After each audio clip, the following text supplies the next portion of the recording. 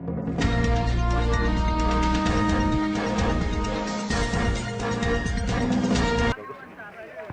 loh. Oke. Kalau pemain katanya pemain lokal ada Reza yang baru masuk lagi.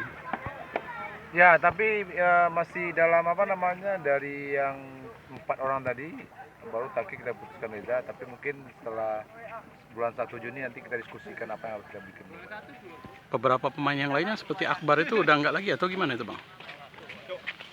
Kalau dari itu ya sementara enggak, karena dari 4 itu pagi tadi kita putuskan Reza sementara kita tahan. Oh, gitu. Alasannya apa tuh Pak? Alasannya kan kita butuh orang-orang yang energi ya, dan kita lihat dalam 2 lebih ini dia mempunyai kualitas yang bisa kita andalkan. Artinya memang belum dikontrak tapi belum kontrak, mungkin Oke. nanti setelah Juni, nanti setelah kongres ini kita bicara sama manajemen kalau kontrak ada kebutuhan. tapi dia kita pegang dulu sebentar.